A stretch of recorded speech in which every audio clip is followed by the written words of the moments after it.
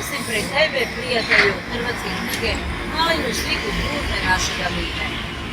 Nadam se da će ti milo biti, jer je naša.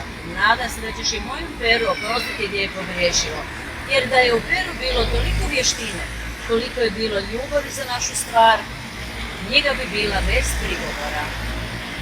Ovako August Šenoa, najutjecajniji i najplodniji hrvatski pisac 19. stoljeća, već u prvoj rečenici predgovora i svog obraćanja Štijocu, u romanu Zlatarevo zlato iskazuje motiv svoga pisanja, pokazuje što ga je nagnalo da se prihvati upravo ovakve teme. Nalazimo se ispred spomenika tvorca moderne hrvatske književnosti Augusta Šenoe. Tu u Staroj Vlaškoj djeluje to naše poznate kiparice Marije Ujević-Galetović. August Šenoa, naš najsestraniji književnik 19. stoljeća, rođen je u Zagrebu 1838. godine u obitelji mađarskog, njemačkog i češkog porijekla.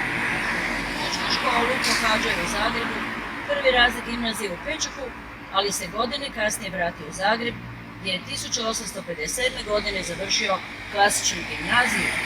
Studirao je pravo u Zagrebu i Pragu, te medicinu u Beču.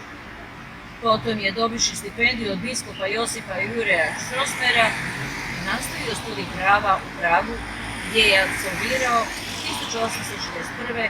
godine, ali ga nikad nije završio. Književni rad započinje prethodnima u novinama i časopisima poznatih pod nazivom Zagreb u ljetu. Istupao kao književni kritičar i teoretičar, donoseći u hrvatsku književnost nove ideje o ulozi književnosti kulturnom uzlisanju naroda.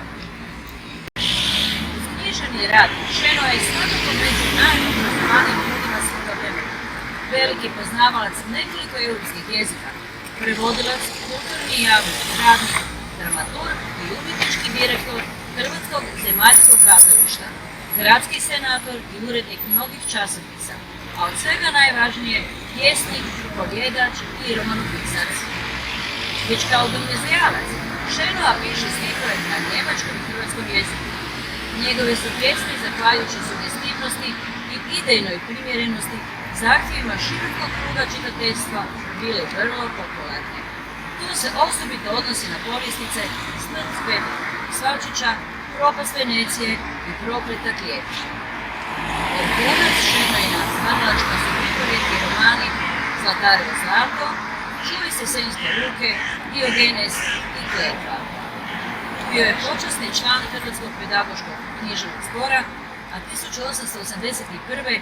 proglašen je počasnim građaninom grada Zagreba.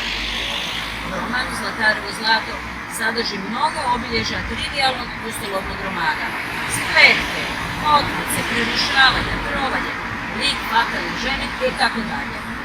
Iako je tako, mnogi su likovi događaje temeljeni na stvarnim povijesnim osobama i zbivanjima do kojih je Šenoa došao proučavajući arhiv grada Zagreba, nastoji što vjerodostojnije prikazati govor tadašnjeg građanstva, služeći se štokavskim standardom u koji unosi brojne latinizme kako bi govor opisao govor svećenstva i obrazovnih ljudi toga vremena. August Šenoa umre u Zagrebu 1881. godine, a pokopan je na zagrebačkom groblju Mirogoj.